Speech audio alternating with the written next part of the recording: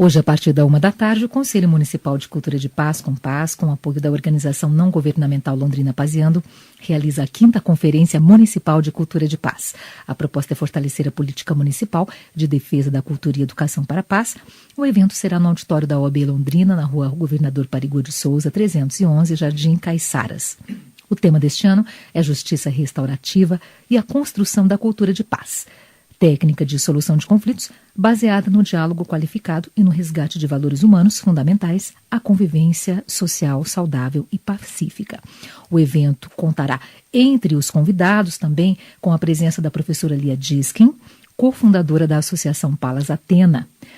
A professora Lia Diskin está conosco. Bom dia, professora Lia. Muito bom dia. Bom, vamos começar aqui já entendendo qual a sua participação na 5ª conferência.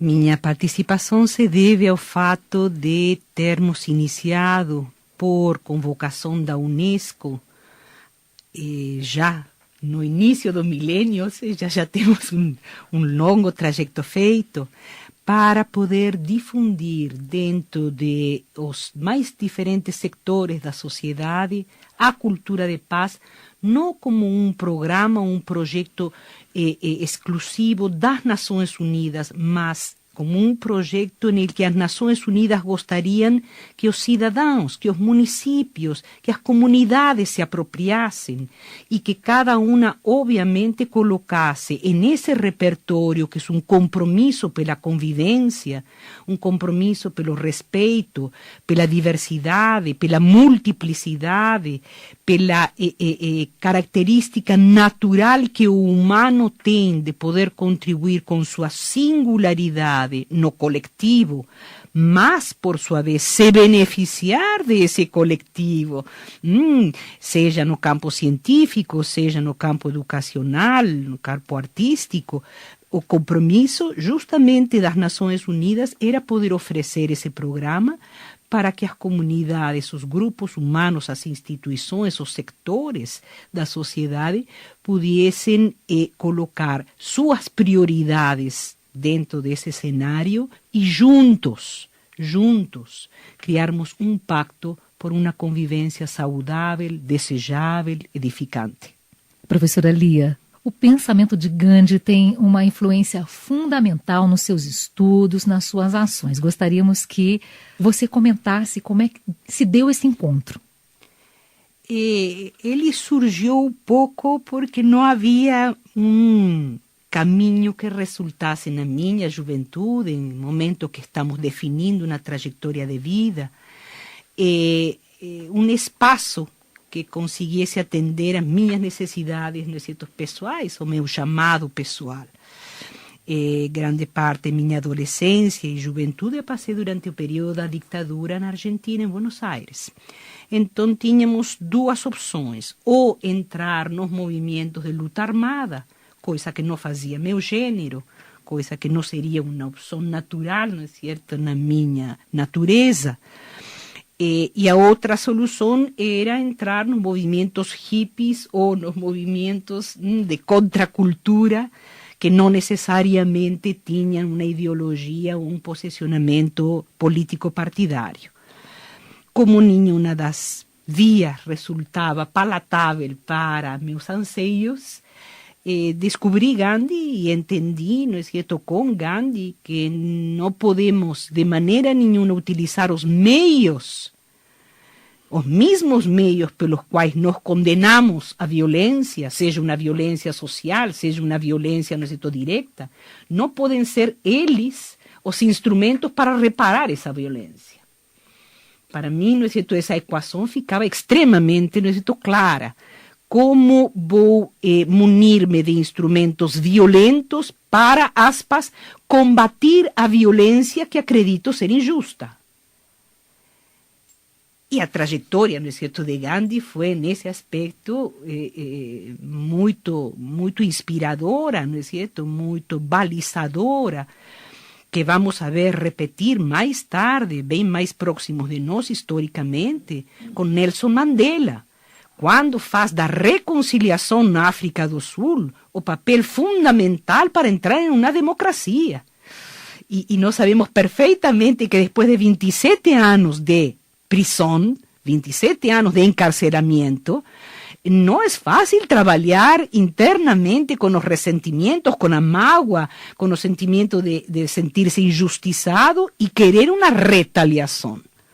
Y ahí ven la grandiosidad de Mandela, que con Desmond Tutu, calcada na experiencia de Gandhi, tanto na África do Sul, onde ele esteve mais de 20 anos trabalhando como advogado, quanto, não é certo, quando retornou à Índia, calcado nessa experiência tan inspiradora até os dias de hoje, de entendermos que para avançarmos na humanização, para avançarmos naquilo que pode ser o potencial do humano, necessariamente temos que olhar para frente.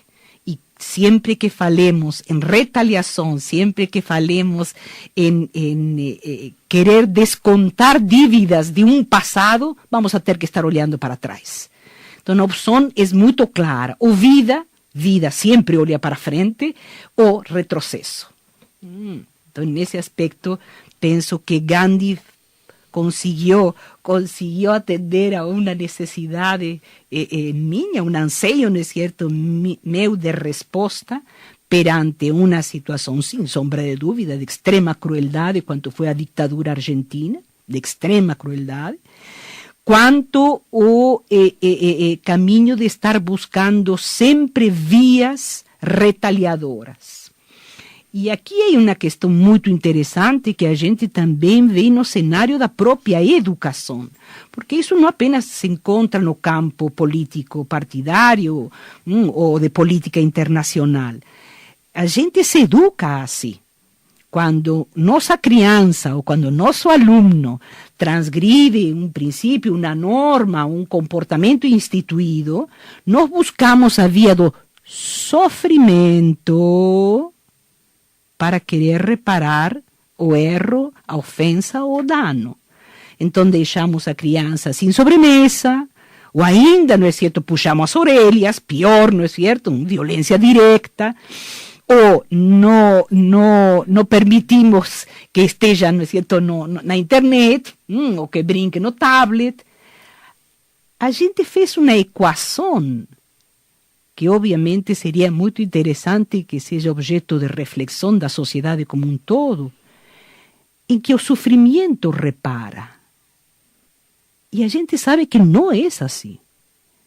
Se o sofrimento fosse reparador de algum acto desviante, nós não teríamos 70% da população carcerária, 70% da população carcerária reincidente. E é praticamente, não é certo, a mesma porcentagem que temos em toda a América Latina. Se a privação de liberdade, que obviamente é um sofrimento, é objeto de reparo por uma transgressão, uma ofensa social que fez a pessoa, não teríamos reincidência. Então, de onde saiu? De onde nós aprendimos que ante um comportamento, ante um acto ofensivo ou um acto do qual não temos aprovação, a reparação, a restauração vai conseguir-se pela via de infringir dor. Essa é uma questão axial que eu acredito que a sociedade como um todo vai ter que debruçar-se, porque isso aprendemos em casa, isso aprendemos na dinâmica familiar. Isso acontece no dia a dia da vida escolar. E bom, estamos vendo, não é certo, que não surte os resultados que acreditávamos que surtiriam. Sem sombra de dúvida que a penalidade, sem sombra de dúvida que a responsabilização provoca um constrangimento do comportamento. Mas não é o sofrimento o que vai reparar, não é o sofrimento o que vai responsabilizar, muito menos vai ser aquilo que vai permitir uma conscientização do dano, da dimensão do dano cometido a alguém que é essa vítima. Por isso, a importância da justiça restaurativa, inclusive tema da 5ª Conferência Municipal de Cultura de Paz, Justiça Restaurativa e a Construção da Cultura de Paz. Professora Lia, quando é que surge a prática da justiça restaurativa? Foi sistematizada, não é certo, pelo professor Howard Zert. Na realidade, ela advém de acontecimento muito interessante que houve em lugarejo do Canadá, não lembro neste momento, não sei o nome desse lugarejo, 1974. Nesse lugarejo, 2 adolescentes, em uma noite de bebedeira, terminam pichando e terminam prejudicando, barbarizando o lugarejo. Nunca tinha acontecido uma situação, não é certo, dessas. Então, os habitantes do local se sentem extremamente ofendidos e querem que haja uma punição para esses jovens. Como esses jovens eram menores de idade, começam a haver reuniões na comunidade com familiares destes jovens, com professores destes jovens, membros, no sítio da igreja. Conclusão: chega às mãos uma petição para o juiz para que se convide, obviamente de maneira perentória, estes jovens a ir para as casas onde foram pichadas, onde foram barbarizadas e pedir desculpas aos donos e a todos os integrantes que receberam esse prejuízo. O juiz falou: eu não posso fazer isso, eu tenho que executar algum tipo de sentença perante um gravamen desta natureza. Mas não sabemos quais foram as razões. Esse juiz terminou convidando estes jovens, convidando entre aspas, a que fosse para a comunidade e pedisse desculpas a todos aqueles que haviam sido prejudicados. Se diz que esse é o início. O professor Howard Zert, que vai ser quem vai sistematizar contemporaneamente todo o arcabouço conceitual, toda a dinâmica metodológica de aplicação da justiça restaurativa, ele diz que esse é o início da justiça restaurativa em tempos modernos. Porque foi a partir de aí, e ele teve conhecimento desse fato, não é certo?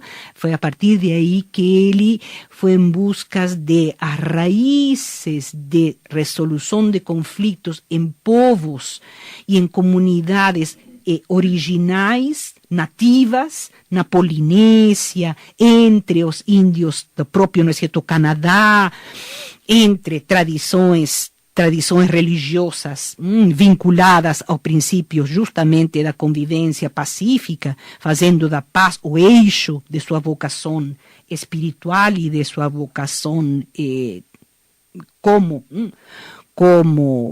fé, como condição, não é certo, de fé. E aí, não é certo, surge esse instrumento precioso que temos que ser realistas em relativamente pouco tempo. Ele se disseminou, ele se enraizou, ele começou a florescer e está dando espaços de articulação e de recriação de mecanismos novos. Eu chamo a isso novas tecnologias da convivência, qual pode ser, por exemplo, a condição do diálogo, da qualificação da escuta, da comunicação não violenta, dos jogos cooperativos, das dinâmicas relacionais que permitem às pessoas compreender que, além de minhas necessidades e urgências, existem outras necessidades e urgências, que muitas vezes, movidos apenas no conhecimento de nossas necessidades, terminamos invadindo, prejudicando, até excluindo as necessidades que outros podem manifestar ou podem expressar. Bom, professora Lia, o princípio da a coexistência é um princípio que, posso chamar de princípio, que você defende. Sim. Por quê? Como a gente pode coexistir de forma pacífica? Eliette, não é como podemos coexistir, nós somos combinados a existir. vivimos dentro da superfície de um planeta que está dentro de um sistema solar, dentro de milhões de sistemas solares. E simplesmente a gente esquece esse fato. A ruptura, e essa é uma outra questão que costumo frequentar com muita assiduidade nas minhas falas, nas minhas palestras, a ruptura entre natureza e cultura foi dramática, literalmente dramática, porque nos fez cair em um clima narcísico de otorgar-nos a nós o topo da pirâmide evolutiva como espécie e acreditar que as outras espécies foram criadas ou continuam se ofertando na vida apenas para atender às nossas necessidades. E essa é, na minha, não é certo, visão, a loucura mais galopante em termos coletivos que temos iniciado na trajetória dos 2 últimos séculos. A vida é uma oferta e é um milagre que acontece a cada instante. E ela não pode estar a serviço de apenas um componente dessa vida, que é a espécie humana. Lembrando ainda que a espécie humana é a mais nova dentro de os 2,5 bilhões de anos de experiência que tem a própria vida. Nós que temos como espécie 200.000 anos. Não temos muito mais como Homo sapiens, não temos muito mais do que isso. E nestes 200.000 anos, grandíssima parte o temos passado como culturas nômades, en el qual, integrados à natureza, o objetivo jamais era nos apropriar dela. O objetivo é simplesmente nos beneficiar dela e nos regocijar com a presença, não é certo, dessa natureza. Quando tomamos a natureza apenas como recurso, como meio para, desacralizamos a natureza e desacralizamos a nós mesmos, porque nós somos 100% naturais, 100% culturais. Nós somos fruto, sem sombra de dúvida, de nossos pensamentos, de nossas teorias, de nossos modelos e representações de vida, mas também somos fruto irrecusável, não é certo, da natureza. Penso que, como programa de cultura de paz, teremos que envidar os máximos esforços pela reconexão entre estas duas dimensões que constituem, não é certo, a base e o sustento da espécie humana. Até porque é inerente ao ser humano a agressividade. A agressividade é um termo que também, não é certo, eu gostaria, se me permite, Eliette, poder nos debruçar um pouco. Agressividade vem do grego ad gradi. E ad gradi significa unicamente ir para frente. Ou seja, encontrar mecanismos que nos deem condições de sobrevivência e encontrar mecanismos de não tornar-nos meio para a sobrevivência de outros. Ou seja, ir em busca do alimento, mas fugir quando se pode chegar a ser alimento de outros. É um mecanismo que todos os organismos vivos têm, desde uma ameba, um simple unicelular, até certos mamíferos e dentro dos mamíferos a complexidade que nós temos como humanos. Agressividade não é o kit, não é o eixo do problema. O eixo do problema é a violência, que é um outro termo que vem do latim, violentas, violento, violentum, que significa violar, que significa quebrar os direitos inerentes a qualquer outra existência, violar direitos, violar espaço. E infelizmente, nossas línguas romances, espanhol, italiano, ¿no es cierto?, portugués, francés, consiguió aproximar, cuando digo consiguió me estoy refiriendo en términos, ¿no es cierto?, lamentables, terminou aproximando estes dois conceitos. E a gente dá como sinônimos agressividade e violência, quando não são sinônimos. Eu preciso uma certa agressividade para afirmar minhas convicções. Eu preciso uma assertividade para poder ser fiel aos princípios que norteiam minha existência. Isso não significa que eu tenha que ser violento. Isso não significa que emerge em mim o direito a ser violento. Porque a violência jamais é um direito. É violação de direitos. Então, aí está a grande questão de ter que reformular pensamentos, reformular estruturas que terminaram criando um senso comum que não é saudável. Agressividade inerente à natureza. Violência. Vamos encontrar casos de violência. Sem dúvida, vamos encontrar casos de violência em primatas superiores. Mas, primeiro, são casos muito eventuais e, segundo, não são a justificação para a violência humana. Sobretudo porque a violência humana adquire um requinte tão extraordinário quanto a perversidade que vamos a ver na história do século XX, por exemplo, com o nazismo, com o fascismo, com o stalinismo, que se criam verdadeiras escolas, verdadeiros laboratórios de matança, de crueldade, de humilhação e, obviamente, não é certo, de desesperança, não? Desesperança. Trazendo para o nosso cotidiano, nós podemos pensar também da responsabilidade que nós temos com o espaço que nós ocupamos, que é também, em potencial, fonte de conflito. Como, então, entender a responsabilidade pessoal e do coletivo?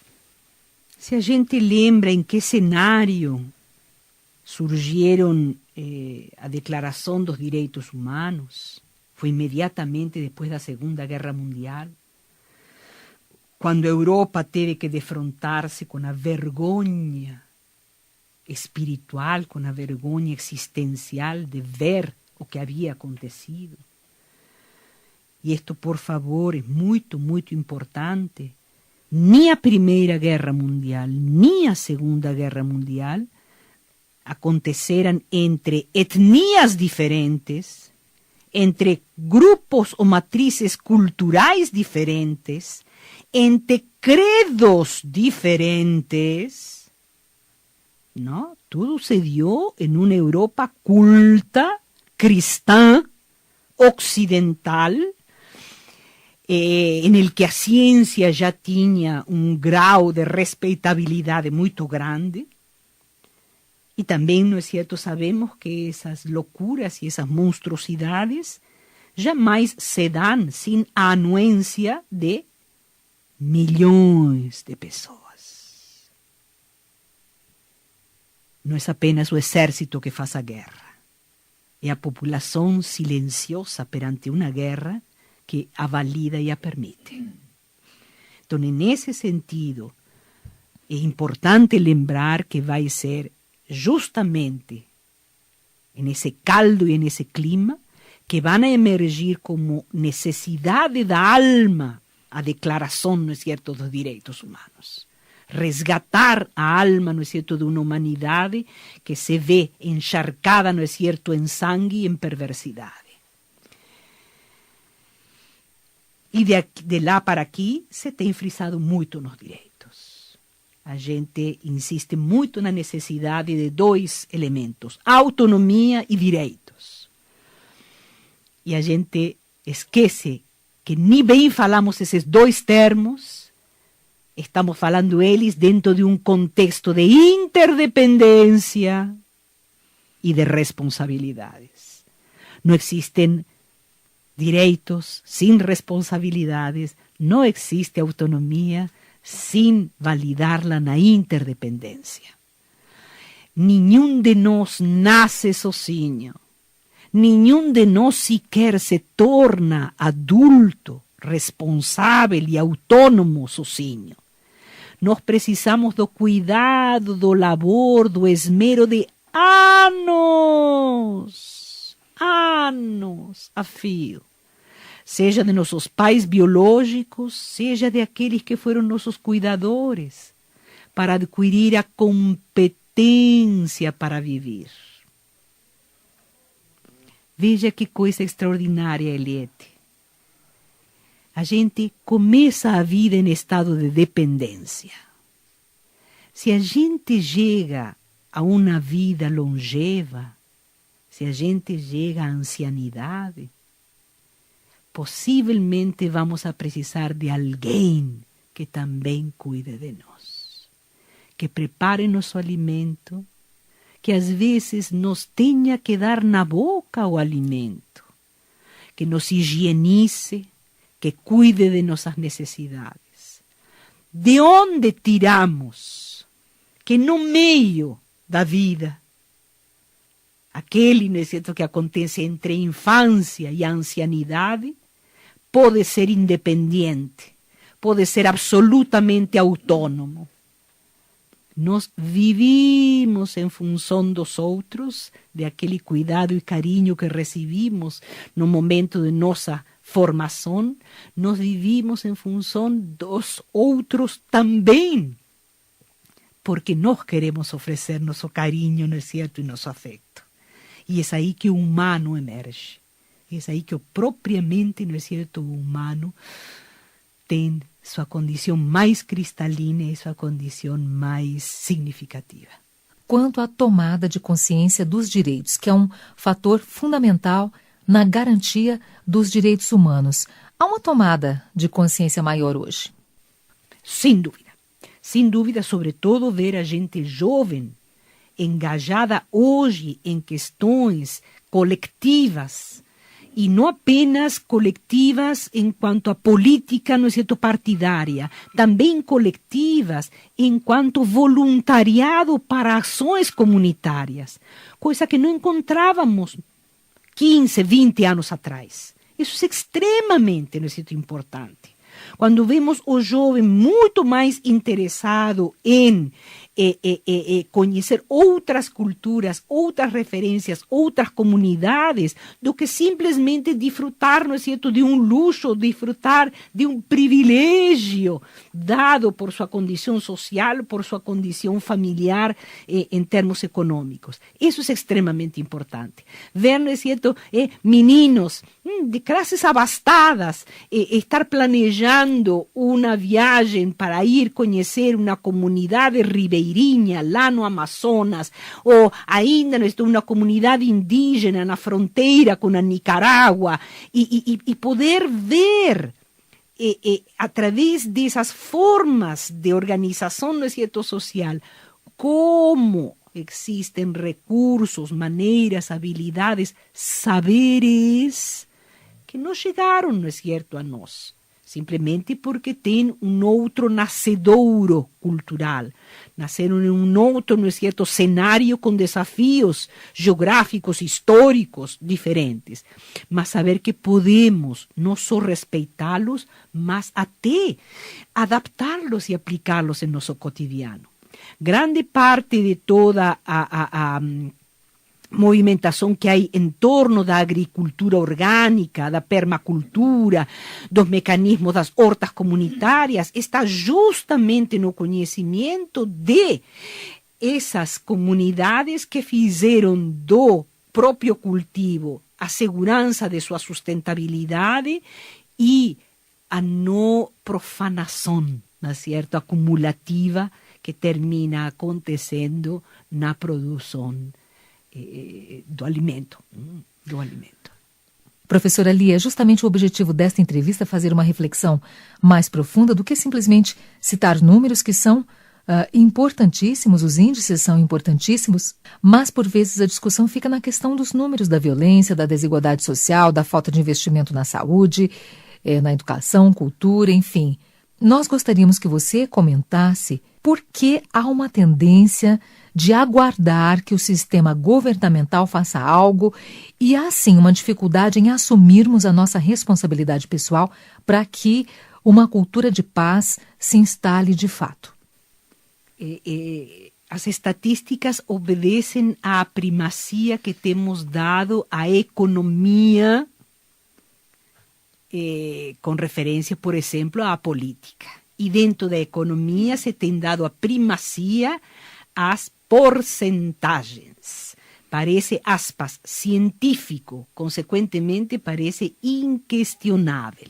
A mesma coisa que tínhamos no século XIV, no século XV, que as determinações e deliberações da igreja não eram passíveis de serem questionadas. Hoje, temos com referência à ciência. Se nós temos uma estatística, se nós temos um centro de pesquisa, sempre é bom lembrar, não é certo, que os centros de pesquisa podem ter tranquilamente uma manipulação ideológica, isso entre parênteses, mas o número nos oferece uma legitimação, nos oferece uma quase, não é certo, que não dúvida, né? Que não dá espaço à dúvida. E isso, logicamente, também, não é certo, vai redundar em questões de leitura de realidade muito distantes da realidade. O individualismo, o consumismo, a monetarização da vida se tem tornado, na minha avaliação, os grandes obstáculos para compreender em que cenário nós estamos, e quando digo cenário me estou referindo cenário de realidade, em el que a cultura, como estávamos falando, é um dos componentes, mas a natureza é o substrato que não podemos, de maneira nenhuma, esquecer ou menosprezar.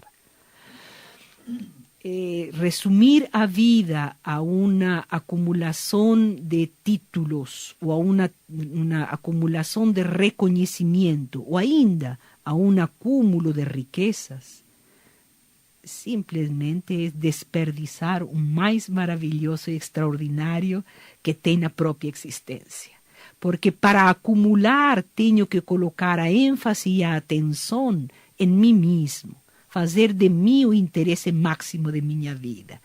Quando eu falo ofertar, oferecer-me, disponibilizar, são os outros que se tornam o centro de minha atenção e de meu interesse. E eu sempre faço, não é certo, para ajudar, às vezes, a clarificar, um cálculo muito simples. Todos nós bebemos como mínimo 2 litros de água, 1,5 litros de água por dia. Quando se chega à vida adulta, a gente esquece que já bebeu rios de água. Todos nós temos 2, 3 refeições por dia. Mais ou menos de umas 300, 400 gramas, não é certo, cada refeição. Nós já temos comido, ingerido toneladas de bananas, toneladas de cenouras, toneladas de tomates. Temos bebido rios de leite. Cada um de nós está sendo sustentado na vida por um empenho, um esforço e um milagre, porque é milagre de fato, não é certo, a proliferação com que a natureza oferece seu alimento. Obviamente, hoje existe, não é certo, a indústria da agricultura, hoje existe a indústria, não é certo, da agropecuária, mas a natureza é a que vai ofertando tudo isso. Da mesma maneira, com referência ao nosso conhecimento, Eliette, Que seria de nós se não hubiésemos lido um Shakespeare, se não hubiésemos lido um Fernando Pessoa, que não hubiésemos ouvido um Tom Jobim, se não hubiésemos assistido a peças de teatro, não hubiésemos participado de gincanas quando crianças, ou de shows, não é certo, quando mais adolescentes, se não hubiésemos tido professores. A gente esquece que nós somos fruto de milhões e milhões e milhões de contribuições. E que o mínimo que se pode, não é certo, pedir de cada um de nós é que a gente contribua naquele imenso cabedal do coletivo para que mais e mais pessoas se possam beneficiar, possam criar e manifestar aquele potencial do humano que a gente sabe que existe, mas que às vezes, no atropelo da vida cotidiana, no atropelo de ter que atender e-mails e de atender WhatsApp e de atender demandas externas, esquecemos que aquela pessoa que está tomando o café da manhã exatamente frente a nós, eis alguém que está esperando nossa palavra, que está esperando nosso gesto, que está esperando minimamente algum sinal de legitimação, de reconhecimento e de afeto. Professora Lia, nós queremos agradecer imensamente a sua presença aqui. Foi um momento muito rico, de muito aprendizado. Muito obrigada mesmo pela profundidade das reflexões. Foi uma alegria estar com você e com todos, não é certo, seus ouvintes. Dos seus ouvintes.